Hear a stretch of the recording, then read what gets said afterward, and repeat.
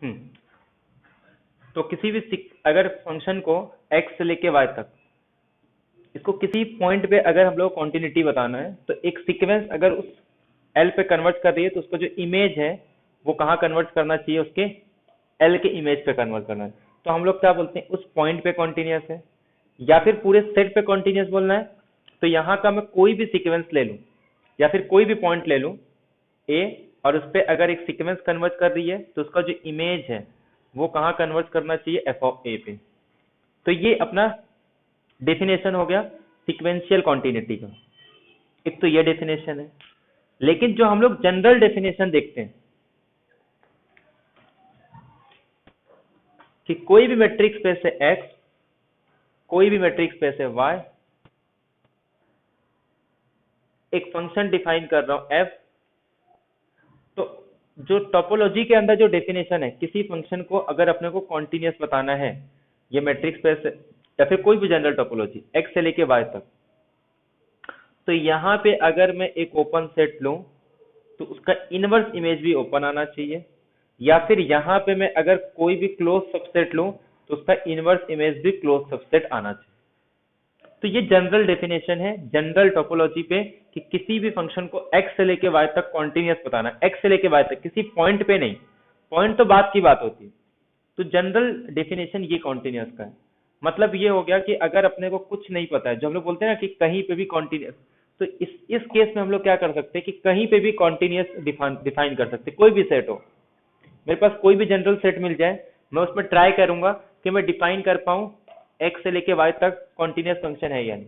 But problem ये होगी उस पॉइंट पे, सबसे पहले तो मुझे ये समझना होगा कि उस सेट के अंदर मेरा ओपन सेट कैसे डिफाइन कर रहा हूँ। ओपन सेट तो डिफाइन कर रहा हूँ, ओपन सेट के लिए मुझे किसकी जरूरत पड़ेगी, नेबरहुड के लिए। तो नेबरहुड का कॉन्सेप्ट क्या है, जो जनरल टोपोलॉजी पे हम लोग डेफिनेशन डिफाइन करते हैं नेबरहुड का, वो नेबरहुड का डेफिनेशन क्या होगा उस टोपोलॉजी के अंदर। उसके बाद उसमें डिस्टेंस कैसे ले रहा हूं। तो अगर ये नेबरहुड पता चल गया, डिस्टेंस पता चल गया, तो इसके मदद से हम लोग क्या कर सकते हैं, ओपन सेट डिफाइन कर सकते हैं, और फिर किसी भी सेट पे हम लोग in general continuous function define कर सकते हैं। बट उसके लिए अपने को ये सारी चीजें पता होनी चाहिए, नेबरहुड क्या होता है, उस पर कौन सा डिस्टेंस यानी कि कौन सा मेट्रिक डिफाइन कर पा रहा हूं। एक बार मैट्रिक और नेबरहुड आ गया, तब हम लोग देखेंगे कि क्या इसके हर एक ओपन सेट के लिए इसका इनवर्स इमेज ओपन सेट आ रहा है, क्या इसके हर एक क्लोज सेट के लिए इसका इनवर्स इमेज क्लोज सेट आ रहा है। अगर ऐसा हो गया, तो हम लोग किसी भी जनरल सेट पे या जनरल टोपोलॉजी पे कॉन्टिन्यूस फंक्शन डिफाइन कर सकते हैं। तो ये कॉन्सेप्ट था अपना जनरल टोपोलॉजी पे। अब ये ओपन सेट पे एक बार अगर मैं इसको और अच्छे से ऐसा नेबरहुड का कॉन्सेप्ट दे दूं, तो फिर यहाँ पे लेते हैं कि यहाँ पे कोई ओपन सेट है, तो वो नेबरहुड के टर्म्स में आ जाता है। फिर नेबरहुड के टर्म्स में धीरे धीरे करके हम लोग रियल पे, इंटरवल पे, फिर वो डेफिनेशन जो जनरल कर रहे हैं वो आ जाता है। ठीक है, बाकी इन जनरल डेफिनेशन यही है कि किसी भी एक्स से लेके वाई तक कॉन्टिन्यूस फंक्शन डिफाइन करना है, तो यहाँ पे कोई भी ओपन सेट लो उसका इनवर्स इमेज ओपन, यहाँ पे कोई क्लोज सेट लो उसका इनवर्स इमेज क्लोज सेट। और इसीलिए डिस्क्रीट स्पेस इतना अच्छा है कि यहाँ पे अगर मैं डिस्क्रीट स्पेस ले लूं, तो यहाँ पे कोई भी मैट्रिक्स स्पेस ले लूं, ठीक है, उस केस में, या फिर टोपोलॉजी पे भी करेंगे, ये फंक्शन कोई भी फंक्शन डिफाइन कर दो, वो हमेशा कॉन्टिन्यूस होता है। रीजन क्या है, कोई बताएगा। यहाँ पे अगर मैं डिस्क्रीट स्पेस ले लूं और यहाँ पे कोई मैट्रिक्स स्पेस ले लूं, तब यहाँ पे चाहे जो फंक्शन डिफाइन करो, वो हमेशा एक कॉन्टिन्यूस फंक्शन होता है। सिंपल सा रीजन है, कोई बताएगा।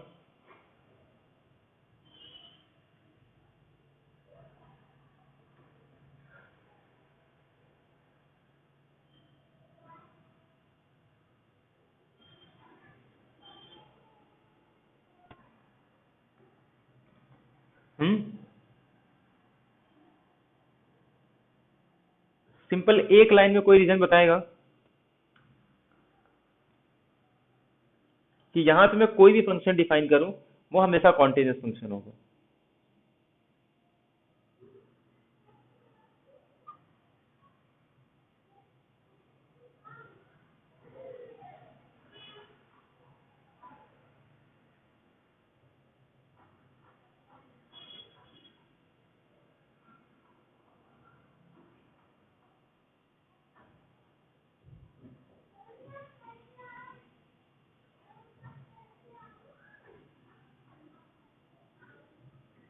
हेलो, ठीक है, चलो ध्यान दो। अगर कोई भी डिस्क्रीट स्पेस है या फिर डिस्क्रीट टोपोलॉजी ले रहा हूँ या फिर डिस्क्रीट मैट्रिक्स स्पेस के अंदर, तो इसका मतलब अगर मैं इसके पास कोई भी सेट लूँ तो ओपन सेट या क्लोज सेट आएगा। कोई भी सेट या ऐसा कोई भी सबसेट ले लूँ तो डिस्क्रीट मैट्रिक्स स्पेस के अंदर या फिर डिस्क्रीट टोपोलॉजी के अंदर उसका कोई भी सबसेट ले लूँ उस मैट्रिक्स स्पेस का, वो सारे ओपन एंड क्लोज होते हैं। तो इसका मतलब यहाँ पे मैं कोई भी ओपन और क्लोज सेट लूँ, इसका जो इनवर्स इमेज होगा इसी का सबसेट होगा। तो यहाँ पे मैं क्या ले रहा हूँ उसको फर्क नहीं पड़ता, यहाँ पे चाहे ओपन लूँ चाहे क्लोज लूँ, उसका इनवर्स इमेज यहाँ पे हमेशा ओपन और क्लोज ही आएगा। तो मैं अगर यहाँ से क्लोज लूँ तो उसका इनवर्स इमेज क्लोज आएगा, अगर यहाँ पे ओपन लूंगा तो उसका इनवर्स इमेज ओपन आएगा, क्योंकि यहाँ के हर एक subset open and close both होते हैं। क्यों? क्योंकि डिस्क्रीट मैट्रिक्स स्पेस है। तो देयरफॉर अगर ये डिस्क्रीट मैट्रिक्स स्पेस है, उस केस में कोई भी फंक्शन डिफाइन करो वो हमेशा क्या होता है, कॉन्टिन्यूअस होता है। ठीक है, तो ये जस्ट एक बताना था कि कॉन्टिन्यूअस फंक्शन होता क्या है। बट टोपोलॉजी के अंदर हम लोग डिफरेंशियल कैलकुलस का जो है ये हम लोग नहीं पढ़ते हैं। मेनीफोल्ड एक कॉन्सेप्ट होता है, मेनीफोल्ड वगैरह पढ़ते हैं, बट वो थोड़ा अलग चीजें हैं। मेनीफोल्ड मतलब जैसे अपना यूक्लिडियन स्पेस है उसी के सिमिलर मेनीफोल्ड होता है जनरल टोपोलॉजी पे। ठीक है, बट जनरल टोपोलॉजी के अंदर डेरिवेटिव ये कॉन्सेप्ट नहीं है, क्योंकि जो डेरिवेटिव है वो स्टार्टिंग कहाँ से हुआ था।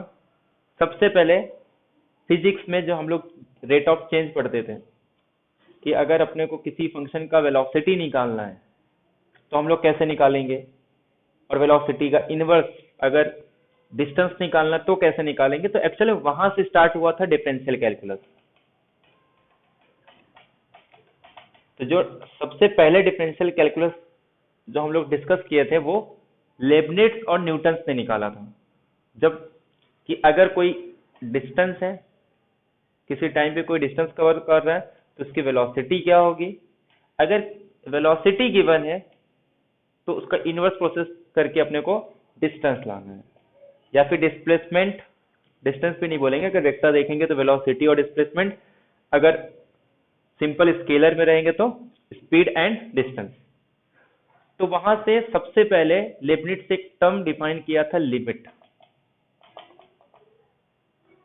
जब हम लोग 12th स्टैंडर्ड में या किसी को भी डिफाइन कराते हैं तो हम लोग के पास एक कॉन्सेप्ट था एवरेज का या स्लोप का।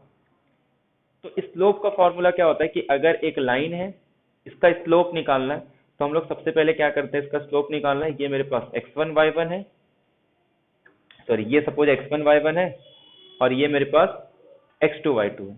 तो स्लोप निकालने के लिए हम लोग क्या करते हैं, change in y upon change in x। तो चेंज इन y अपॉन मतलब इसमें कितना चेंज होगा, तो ये y2 माइनस y1, और ये कितना चेंज होगा, जितना ये वाला। तो ये कितना है अपने पास, x2 माइनस x1। तो जो ये स्लोप आता है अपने पास del y upon del x, तो ये y2 minus y1 x2 minus x1। तो ये अपने पास स्लोप का कॉन्सेप्ट था। तो अगर मैं स्लोप के फॉर्मूले की बात करूं तो y2 minus y1 upon x2 minus x1। तो ये तो सबको पता था, बट प्रॉब्लम क्या थी कि ये सिर्फ लीनियर के अंदर काम कर रहा था, कि लाइन पे जब हम लोग इसका वेलोसिटी निकालते हैं, अगर कोई एक मान लो कोई एक व्हीकल है जो कि लीनियर के स्पीड से चल रहा है, जैसे अपना अर्थ है, ये भी एक स्पीड से चल रहा है बट उसका स्पीड कांस्टेंट है। स्पीड कांस्टेंट है मतलब बॉडी तो मूव हो रहा है तो यूनिफॉर्म, तो उसका स्पीड क्या है, कांस्टेंट है, उसका एक्सेलरेशन जीरो होगा। तो जो लीनियर में कोई बॉडी अगर ट्रेवल कर रही है ना, तो इसका मतलब वो एक यूनिफॉर्म स्पीड में है, मतलब वो एक ही स्पीड में चल रही है, तो उसका एक्सेलरेशन कांस्टेंट है, लेकिन इसका मतलब ये नहीं है कि वो मूव नहीं हो रहा है, बट जिस स्पीड से वो मूव हो रहा है वो कांस्टेंट है। तो स्पीड कांस्टेंट है, लेकिन जो उसका स्पीड है, सॉरी स्पीड कांस्टेंट है, लेकिन वो जो बॉडी है वो मूव हो रहा है। ठीक है, लेकिन एक लीनियर में, जैसे अगर मैं कोई भी ए एक्स प्लस बी ये लूंगा तो इसकी वेलोसिटी क्या आ जाएगी, कांस्टेंट आ जाएगी, और इसका जब मैं एक्सेलरेशन लूंगा तो जीरो आ जाएगा। ठीक है, तो इसका जो स्लोप आ रहा है ना वो एक फिक्स कांस्टेंट वैल्यू आ रही है। तो इस केस में कोई प्रॉब्लम नहीं था, मतलब अगर मैं किसी एक पॉइंट पे भी निकाल लूं ना तो हर पॉइंट पे उसकी वेलोसिटी सेम आएगी। तो यहाँ पे कोई दिक्कत नहीं था। बट रियल लाइफ में हर चीजें लीनियर नहीं होती, हर चीज अपने अर्थ के जैसा यूनिफॉर्म नहीं ट्रेवल होता, यूनिफॉर्म स्पीड में नहीं चलता। हर एक का अपना अपना स्पीड अलग होता है, कभी कम होगा कभी ज्यादा होगा। इसका मतलब वो एक्सेलरेट हो रहा है, मतलब चेंज हो रहा है, वो फिक्स स्पीड नहीं होती कि एक ही स्पीड से चलते जाएगा, उसकी स्पीड भी चेंज होती है। तब दिक्कत आ गई। तो फिर वहां पे क्या हुआ कि जैसे अगर कुछ फंक्शन ऐसे मिले कि कोई मान लो एक गाड़ी है जो कि ऐसे आ रहा था और ऐसे चली गया, ठीक है। मान लो एक व्हीकल है जो कि कुछ इस तरीके से ट्रेस कर रही थी, और जब उसको ग्राफिकली रिप्रेजेंट किया गया तो ये अपने पास कुछ एक ग्राफ मिला, और ये कहा गया कि जो डिस्टेंस उसने ट्रेवल किया वो एक्स स्क्वायर है, और वो कुछ इस तरीके से ट्रेवल करे। अगर कोई व्हीकल इस तरीके से ट्रेवल करे मतलब वो जो उसका डिस्टेंस है वो कुछ एक्स स्क्वायर के फॉर्म में है, ठीक है। अब जब इस पॉइंट पे इसका वेलोसिटी निकालने गए तो फिर क्या पता चला कि इसके हर एक पॉइंट पे, तो इसका जब हम लोग ने डेरिवेटिव निकाला तो वो क्या है 2x है। ये तो बाद में है, लेकिन अगर इसको कैलकुलेट करके चाहे जैसे जब निकाले तो 2x है। मान लो एक पॉइंट पे इसका वेलोसिटी आ गया 2x, तो जब मैं इसको x को 0 पुट कर रहा हूँ तो इसकी वेलोसिटी क्या आएगी 0। जब मैं x को 1 पुट कर रहा हूँ तो इसकी वेलोसिटी क्या आ रही है 2। जब मैं x को -1 पुट कर रहा हूँ तो इसकी वेलोसिटी -1। मतलब क्या हो गया कि अब हर पॉइंट पे इसका वेलोसिटी चेंज हो रहा है ना। इसके पहले क्या था, लाइन में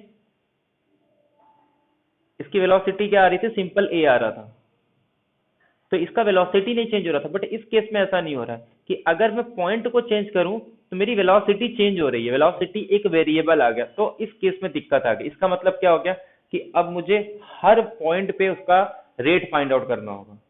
लाइन के लिए तकलीफ नहीं होती, तकलीफ किसके लिए आ गई, अगर लाइन से हट के कोई अलग ग्राफ आ गया। जैसे अगर मान लो कोई एक सिंपल लीनियर में गाड़ी चलती तब तो कोई दिक्कत नहीं है, लेकिन अगर कोई गाड़ी उसकी स्पीड जो है वो धीरे धीरे कम ज्यादा इस तरीके से हो रहा है, तो फिर उस केस में अपने को प्रॉब्लम होगा। तब अपने को कोई ऐसा कॉन्सेप्ट चाहिए जो अपने को एक एक पॉइंट पे उसका स्लोप बता सके। तो हमने क्या किया, जो हमारे पास स्लोप का कॉन्सेप्ट था धीरे से उसी को जनरलाइज करके एक नया कॉन्सेप्ट दे दिया, डेरिवेटिव। बट डेरिवेटिव किसी एक पॉइंट का स्लोप तो नहीं बताएगा, किसी एक पॉइंट का स्लोप नहीं बताता। तो फिर लेबनिट्ज ने क्या किया, एक नया नोटेशन यूज किया कि एक्स लिमिट ये कुछ ऐसा काम करता है कि एक्स और ए के बीच का डिस्टेंस बहुत कम होगा, दोनों इक्वल भी नहीं होंगे, बट इनके बीच में भी कोई नई वैल्यू नहीं आती। फिर ये बुक में हर एक जगह एक एग्जाम्पल रहता है, कुछ इस तरीके से ग्राफ रहता है, ठीक है। ये मेरे पास y is equal to f of x है। किसी एक पॉइंट पे अपने को क्या चेक करना है, ये चेक करना है कि इस पे इसका रेट क्या होगा। किसी एक पॉइंट का रेट हम लोग निकाल नहीं सकते, तो हम लोग ने क्या किया, हम लोग ने ये कहा कि एक काम करते हैं, जो अपने को पता है उसी को जनरलाइज करते हैं। तो मुझे क्या पता है, किसी एक लाइन का स्लोप मैं निकाल सकता हूँ। तो मैंने क्या किया, एक लाइन ड्रॉ कर दी ए बी, और मैंने सोचा कि मैं इस लाइन का स्लोप निकाल लेता हूँ। तो अगर मैं ए बी का स्लोप निकालूं तो स्लोप ऑफ ए बी कितना हो जाएगा, ये मेरे पास y is equal to f of x है, ये मेरे पास x is equal to a है। या तो मैं इसको कोई एक नया पॉइंट दे दूं, या फिर इसी को मैं क्या दे दूं, x प्लस एच दे दूं, ठीक है। तो ये क्या हो जाएगा मेरे पास, जब मैं x को a पुट करूंगा, सॉरी x को a पुट करूंगा तो इसकी इमेज क्या होगी, a प्लस एच। जब मैं a पुट करूंगा तो इसका इमेज f ऑफ a, और जब मैं x को x प्लस एच पुट करूंगा तो इसका इमेज क्या आएगा, f of x plus H. यहां तक क्लियर है सबको। और यहां से यहां तक का ये जो डिस्टेंस है इसको मैंने क्या दे दिया, h। तो ये क्या आ जाएगा, a प्लस एच आ जाएगा। ये क्लियर है यहां तक सबको।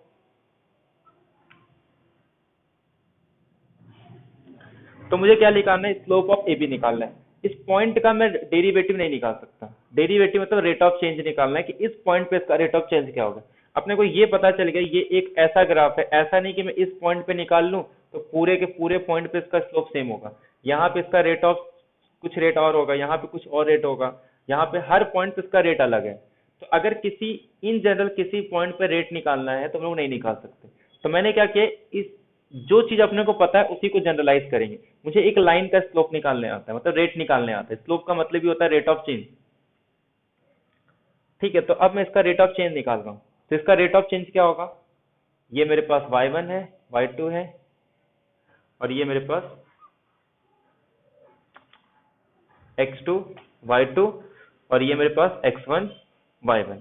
तो स्लोप क्या होता है, y2 माइनस y1, तो f of x plus h minus f of a, f of x plus h minus f of a upon, ये क्या आ जाएगा, x प्लस h माइनस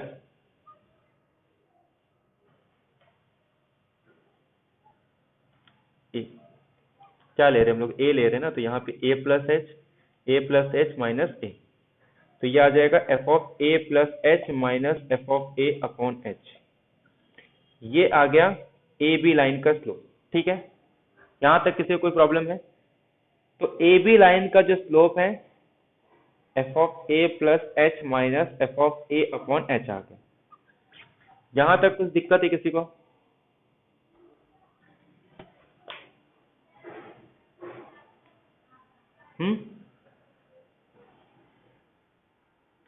अब प्रॉब्लम क्या थी यहाँ पे, कि कुछ ऐसा कॉन्सेप्ट चाहिए जो, ये एक लाइन, हम लोग एक लाइन का स्लोप निकाल रहे हैं, तो वो स्लोप हम लोग एक लाइन का ही निकाले, लेकिन अपने को इसी पॉइंट पे स्लोप निकले। तो मैंने क्या किया, ये जो धीरे धीरे ना एच की जो डिस्टेंस, इसको कम कर रहा हूँ। मैंने कुछ इस तरीके से लाइन को धीरे धीरे इसको कम किया, धीरे धीरे। ठीक है, तो ये जो डिस्टेंस है वो धीरे धीरे कम हो रहा है। ठीक, ऐसे करते करते करते करते करते करते कुछ ऐसा करूंगा कि एक लाइन जो है ना वो सिर्फ एक ही पॉइंट से पास हो रही है। मतलब ये जो लाइन है वो एक टेंजेंट लाइन की सिर्फ कहां से पास हो, x इज इक्वल टू ए से पास हो। बट प्रॉब्लम क्या होगा कि अगर एक पॉइंट से पास होगा तो क्या एक पॉइंट का हम लोग स्लोप निकाल सकते हैं ये लाइन पे, क्योंकि जो लाइन का स्लोप निकाल रहे हैं सेकेंड पॉइंट, उस केस में प्रॉब्लम क्या होगा कि जैसे ही x a के इक्वल हो गया तो y2 minus y1 x2 minus x1 ये इक्वल आ गया, और इक्वल आ गया तो फिर ये जीरो आ जाएगा, और ये डिनोमिनेटर कभी जीरो नहीं होना चाहिए। ये तो अपना मैथ का रूल है, कभी भी डिनोमिनेटर जीरो नहीं। तो मतलब ये दोनों काम एक साथ करना है, तो यहाँ पे रोल होता है लिमिट का। इसीलिए लिमिट कभी एग्जैक्ट वैल्यू की बात नहीं करता, वो जस्ट ये कहेगा कि x और a को अब जितना चाहे बोलो उतना मैं पास ला सकता हूँ, बट ये दोनों कभी मिलेंगे नहीं। ये x और a कभी इन लोग का मिलन नहीं होगा, बट ये एक दूसरे के बहुत पास है।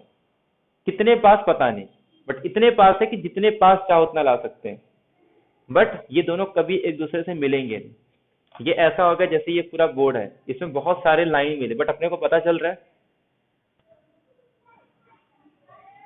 हो सकता है ऐसे ये है एक दो, ठीक है, मैंने इसमें दो लाइन किया है, बट पता चल रहा है मुझे नहीं, बट वो दोनों अलग अलग है। लेकिन दोनों को क्या मैं अलग डिफ्रेंशिएट कर सकता हूँ? फिर ऊपर से कर दिया, दोनों लाइन अलग है ना, बट क्या दोनों को अलग कर सकते हैं हम लोग? नहीं। तो देखा जाए तो ये पहली लाइन दूसरी लाइन की लिमिटिंग वैल्यू है, लेकिन दोनों इक्वल नहीं है। तो वही चीज यहाँ पे भी होता है। तो फिर प्रॉब्लम ये होगी कि ऐसे टाइम पे लेबनिट्ज ने एक सिंबल यूज किया था, x टेंड्स टू a।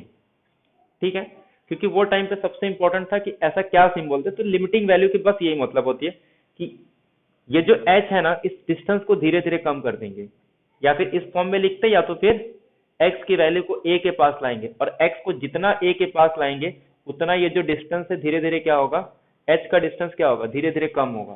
कितना कम होगा? तो जीरो पे।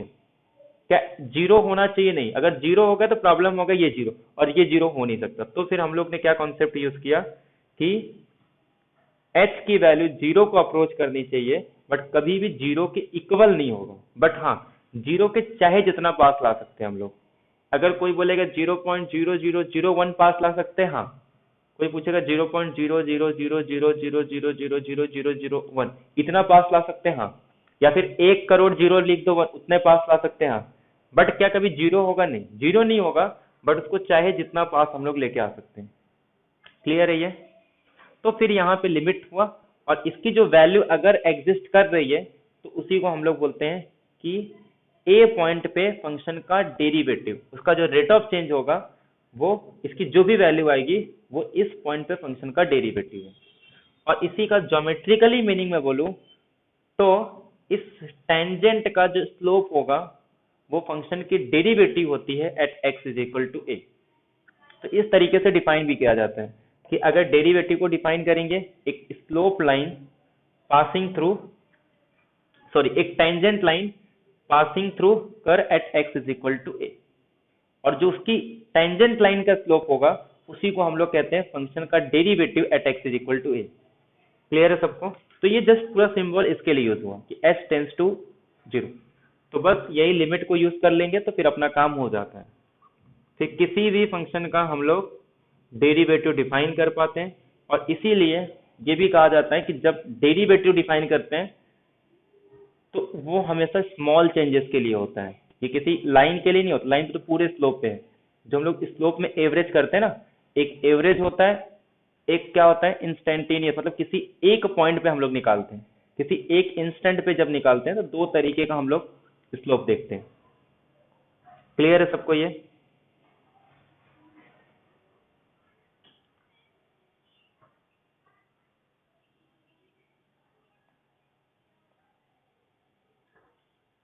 हाँ, मतलब x को a को एकदम पास में लाना है, मतलब उनके बीच का जो डिस्टेंस है ना वो इनफाइनेटेसिमली स्मॉल करना है, बहुत छोटा करना है। कितना छोटा करना अपने को नहीं पता, बट चाहे जितना छोटा कर सकते हैं हम, बट वो कभी इक्वल नहीं होगा। x लिमिटिंग वैल्यू का मतलब क्या है, वो दोनों एक दूसरे के बहुत पास है। कितने पास है किसी को नहीं पता, बट बहुत पास है, बट कभी इक्वल नहीं होंगे।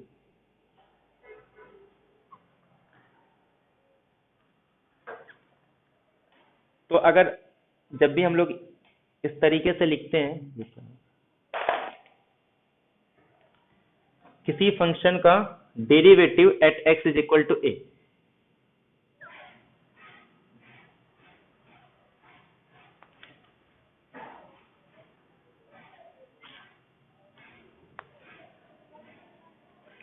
तो 12th में हम लोग जो डिफरेंशिएशन डिफाइन करते हैं, तो डिफरेंशिएशन का डेफिनेशन क्या होता है? The process to finding a derivative of dependent variable with respect to independent variable. तो ये एक डेफिनेशन है। उसके बाद हम लोग डेरिवेटिव को अलग से डिफाइन करते हैं कि डेरिवेटिव क्या होता है। Derivative the rate of change of dependent variable with respect to independent. Differentiation just process है डेरिवेटिव फाइंड आउट करने का, और फिर डेरिवेटिव को अलग से डिफाइन करते हैं कि rate of change find out करना है। किसका rate of change find out करना है? तो डिपेंडेंट वेरिएबल का। वाई नहीं, वाई तो हम लोग जस्ट नोटेशन यूज कर रहे हैं कि वाई, बट जो ही थोड़े ना, मैं एक्स को भी बोल सकता हूँ। अगर एक्स मेरा वाई का फंक्शन है तो उस केस में चेंज हो जाएगा। तो डेरिवेटिव क्या होता है? Rate of change of dependent variable with respect to independent variable. किसी भी पॉइंट का अगर रेट ऑफ चेंज मतलब वो चेंज हो रहा है, तो सबसे इंपॉर्टेंट ये होता है कि किसके रिस्पेक्ट में चेंज हो रहा है। जब तक किसी के रिस्पेक्ट में चेंज ना हो तब तक हम लोग किसी के रेट की बात नहीं कर सकते।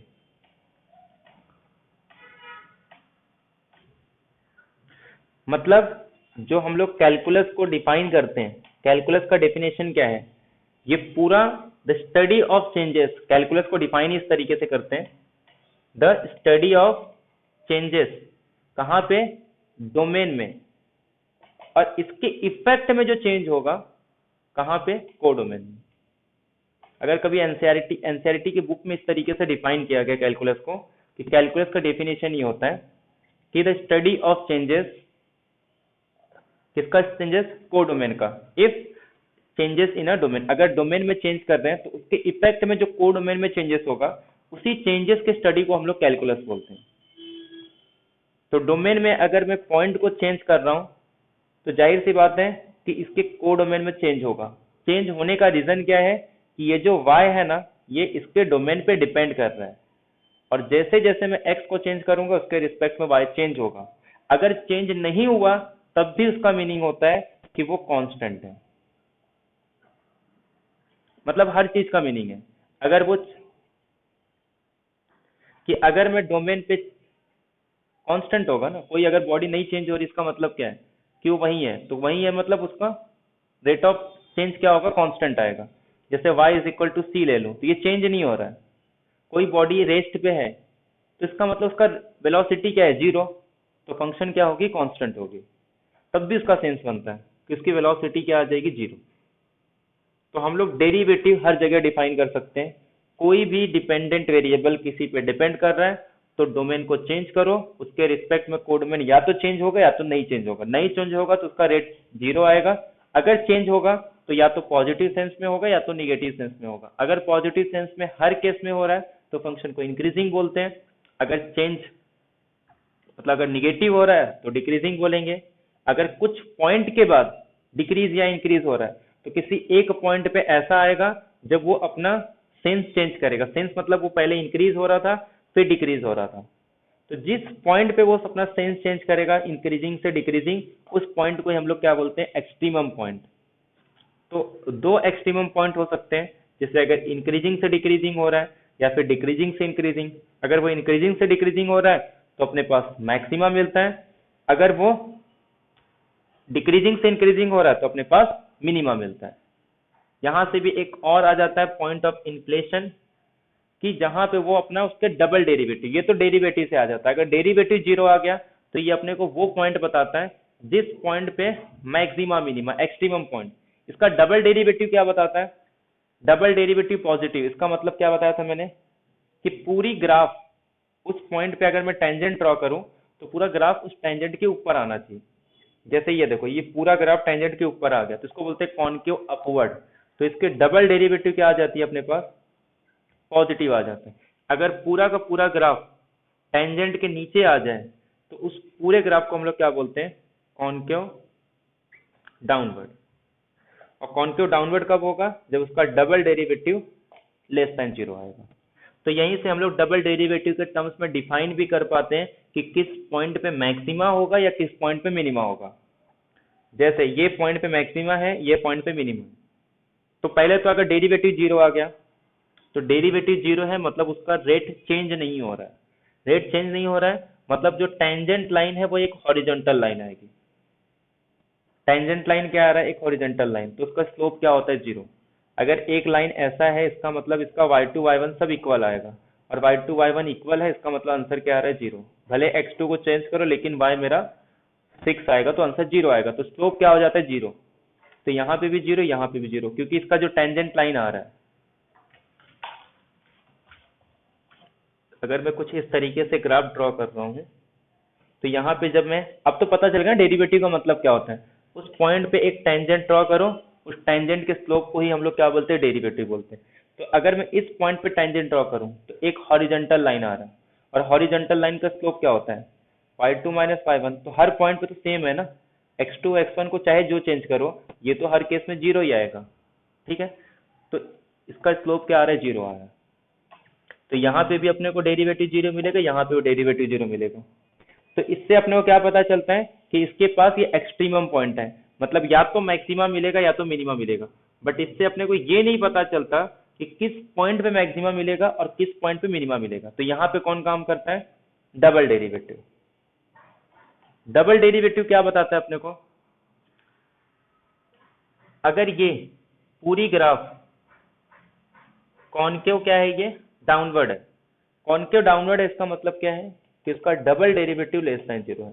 तो हम लोग उस पॉइंट पे चेक करते हैं उसका डबल डेरिवेटिव। अगर उसका डबल डेरिवेटिव नेगेटिव है तो उस केस में मैक्सिमा आता है, ठीक है। अगर उसका डबल डेरिवेटिव पॉजिटिव है मतलब कॉनकेव अपवर्ड है, पूरी ग्राफ टेंजेंट के ऊपर आ रही है, तो उस केस में उसका डबल डेरिवेटिव पॉजिटिव आ जाएगा। लेकिन अपने को मिलता क्या है, मिनिमा। इसके लिए उल्टा लेते हैं कि जब double derivative greater than zero तो मिनिमा, और जब double derivative less than zero तो मैक्सिमा आता है। तो ये पूरा कॉन्सेप्ट अपना रियल एनालिसिस के अंदर है। तो रियल एनालिसिस से अपना डेरिवेटिव आया है, तो जनरल टोपोलॉजी में इसका कोई सेंस ही नहीं बनता, क्योंकि डेरिवेटिव का मतलब क्या है, रेट ऑफ चेंज।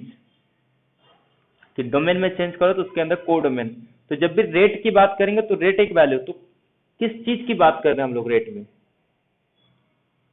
तो रेट वहां पे आएगा जब आप कहीं पे भी डोमेन में चेंज करो उसके रिस्पेक्ट में, जब भी को डोमेन में चेंजेस होगा तो वहां वहां हम लोग रेट की बात कर सकते हैं। क्लियर है सबको ये।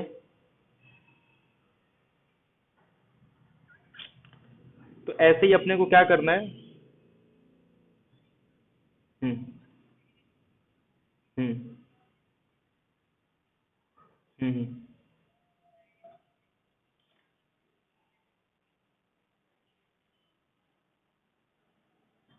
क्या समझा नहीं मैं क्या?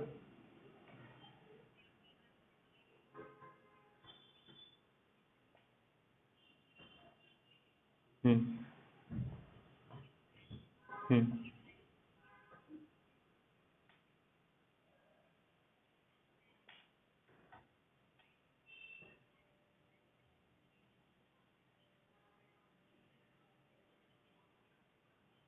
हम्म। हाँ वो टेन थीटा के टर्म्स में ना उससे भी आ जाता है, टेन थीटा उसमें भी जीरो आएगा। तो y is equal to x, तो वहां पे भी हम्म। वो तो डिपेंड कर रहा है कि हम लोग स्टार्टिंग में लेके क्या चल रहे हैं, मतलब किसके टर्म्स में बता रहे हैं हम लोग। ठीक है, तो ये अपने को, ये मतलब पूरे इन इन जनरल हो गया कि डेफिनेशन क्या हो गया अपने पास। इसको एंगल के टर्म्स में था, एंगल के टर्म्स में इसको डिफाइन करते हो जहां कट करता है, ये इसी लाइन को अगर मतलब इन जनरल करेंगे तो इसी लाइन को जहां पे कट करता है तो उसका टेंजेंट निकालते हैं, वो भी स्लोप होता है। ये जो लाइन जहां कट करता है ना,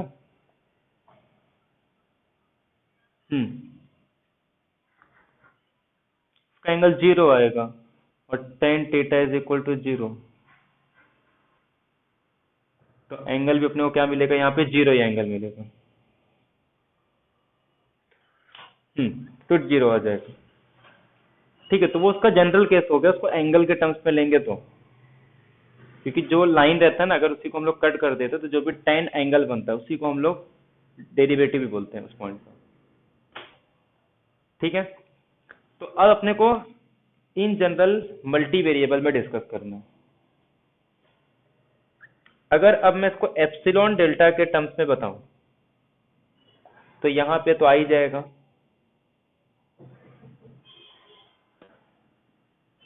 कि limit h tending to zero f of x plus h minus f of x upon h. ठीक है, और इसके डेरिवेटिव का लिमिट, मतलब जो भी है ये कुछ तो नंबर आएगा ना, ये लेस देन एप्सिलॉन होगा whenever h tending to zero, या फिर h minus zero is less than delta. ये भी डेफिनेशन आ गया। अगर इन केस अगर इसको x और a के टर्म्स में लिख रहे हैं तो फिर ये डेफिनेशन थोड़ा चेंज हो जाता है, f of x minus a upon x minus a, कि जब भी x माइनस ए का डिस्टेंस लेस देन डेल्टा होगा तो ये इसकी डिस्टेंस लेस देन एप्सिलॉन आएगा। ये इन टर्म्स ऑफ एप्सिलॉन है। ठीक है, तो हम लोग डेरिवेटिव में भी right hand limit left hand derivative define करते हैं, क्योंकि जब भी लिमिट आ गया इसका मतलब उसमें left hand limit right hand limit तो आएगा ही। ठीक है, तो फिर वहां पे x माइनस एच आ जाएगा, ऐसे प्लस लेंगे तो यही आएगा। ठीक है, तो लेफ्ट हैंड लिमिट और उसका राइट हैंड लिमिट अगर इक्वल आता है तो हम लोग उसको भी बोलते हैं कि इसकी लिमिट एग्जिस्ट होगी, तो फंक्शन मेरा डिफरेंशिएबल है। तो यहाँ पे हम लोग सिर्फ किसकी बात कर रहे हैं, लेफ्ट हैंड लिमिट और राइट हैंड लिमिट। एक्चुअली में जब डेरिवेटिव की बात करते हैं ना, रेट ऑफ चेंज, तो आर तक तो कोई दिक्कत नहीं थी, लेकिन जैसे ही हम लोग टू डायमेंशन या थ्री डायमेंशन में आ जाएंगे तो यहाँ पे इसके डायरेक्शन इंपॉर्टेंट होते हैं, कि जब मैं रेट ऑफ चेंज की बात कर रहा हूँ तो किस डायरेक्शन में रेट ऑफ चेंज की बात कर रहा हूँ। किसी पॉइंट में अगर मुझे डेरिवेटिव निकालना है ना, तो मैं एक्स डायरेक्शन में उसका रेट ऑफ चेंज निकाल रहा हूँ, या वाई डायरेक्शन में निकाल रहा हूँ, या किसी एक पर्टिकुलर डायरेक्शन में निकाल रहा हूँ, या फिर इन जनरल निकाल रहा हूँ। ठीक है, तो पहले हर एक डायरेक्शन में भी निकालने के बाद भी अगर उसका हर एक डायरेक्शन का डेरिवेटिव एग्जिस्ट हो रहा है तब भी उसके फंक्शन डिफरेंशिएबल होगा कि नहीं, ऐसा कुछ नहीं कह सकते। तो ऐसे बहुत सारे रिजल्ट हैं। इसका मतलब डायरेक्टली हम लोग डिफरेंशिएबिलिटी पे नहीं जा सकते, इसके लिए अपने को पहले डायरेक्शनल डेरिवेटिव पता होना चाहिए, या फिर किसी एक यूनिट वेक्टर के डायरेक्शन में, जैसे कि along x axis along y axis, तो फिर वो अपने को डिस्कस करना पड़ता है, तो जिसी को हम लोग पार्शियल डेरिवेटिव कहते हैं।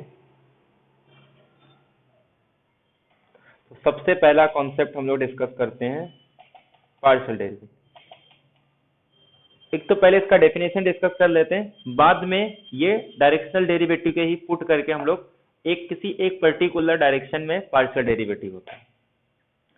अगर मैं आर स्क्वायर से लेके आर तक फंक्शन डिफाइन कर रहा हूं, तो यहाँ पे अपने पास एक तो हम लोग एफ एक्स की बात करते हैं और एक एफ वाई की बात करते हैं। ये एक्स डायरेक्शन की बात करता है। जब एक्स डायरेक्शन की बात करूंगा तो वाई को एज अ कांस्टेंट रखूंगा मैं, कि वाई को फिक्स कर दूंगा और एक्स डायरेक्शन में उसका डेरिवेटिव निकालूंगा। ऐसे इसमें एक्स को कांस्टेंट रखते हैं और वाई के डायरेक्शन में, और जब मैं एक को कांस्टेंट रख के एक्स के डायरेक्शन में रख रहा हूं तो फिर डायरेक्शन का कोई सेंस ही नहीं बनता। ऐसे एक्स को कांस्टेंट रख के जब वाई का करूंगा तो जैसे ये तो सिंपल एक रियल वैल्यू फंक्शन कैसा आ जाएगा, तो इसमें भी कोई इसका डायरेक्शन का मतलब नहीं। तो सिंपल हम लोग क्या करेंगे, इसको पार्शियली डिफरेंशिएट करेंगे विथ रिस्पेक्ट टू वाई, और sorry with respect to x, treating y as a constant. इस केस में क्या करते हैं, फंक्शन को एक्स वाई के रिस्पेक्ट में डिफरेंशिएट करते हैं और एक्स को क्या रखते हैं, एज अ कांस्टेंट रखते हैं। जैसे एक फंक्शन अगर डिफाइन कर रहा हूं मैं, जैसे मान लो e raise to x cos y, तो इसका एफ एक्स क्या आ जाएगा, e रेस टू एक्स, ये x as a constant rate होगा तो cos Y.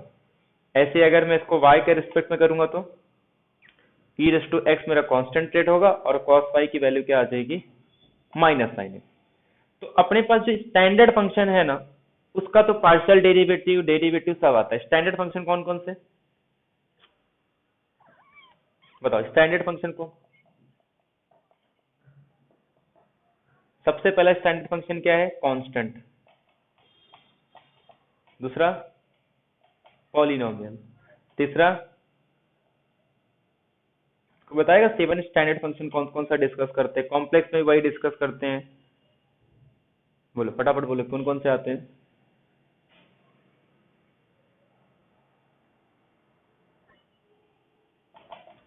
Sign x, cos x, e raise to x, sine hyperbolic cos x. अगर ये सब आ गया तब तो कोई दिक्कत नहीं। उस केस में हम लोग डायरेक्ट बोलते हैं कि इसका पार्शियल डेरिवेटिव भी निकाल सकते हैं, साइन एक्स कॉस एक्स। दिक्कत कब होती है, जब रैशनल फंक्शन आता है, मॉड्यूलर फंक्शन आएगा, या फिर रूट के अंदर कोई फंक्शन आ जाए। रैशनल को कहाँ प्रॉब्लम होती है, जहां पे डिनोमिनेटर 0 होगा। रूट को कहाँ दिक्कत होती है, जब जी ऑफ एक्स निगेटिव होगा। और मॉडुलस को कहाँ दिक्कत होती है, इसको कॉन्टिन्यूटी में कोई प्रॉब्लम नहीं, कॉन्टिन्यूटी में मॉडुलस को डिस्कस नहीं करते। मॉडुलस आ गया तो सीधे सीधे कॉन्टिन्यूस होता है, उसको कोई प्रॉब्लम नहीं। मॉडुलस को प्रॉब्लम सिर्फ किसमें है, डेरिवेटिव पे। और कहाँ प्रॉब्लम है, जहां पे एफ ऑफ एक्स 0 होगा, एक्स 0 होगा, उसको एक्स से प्रॉब्लम नहीं होता। यहाँ पे ये 2 वेरिएबल का फंक्शन हो, 3 वेरिएबल का फंक्शन हो, बट ये 0 नहीं होना चाहिए। कहीं पे भी मॉड एक्स दिख गया, इसका मतलब ये नहीं को डिफरेंशिएबल नहीं होगा। अगर मॉड एक्स के अंदर कोई फंक्शन है तो जिस पॉइंट पे फंक्शन की वैल्यू 0 होगी, उस पॉइंट पे उसको दिक्कत होती है। क्लियर है सबको।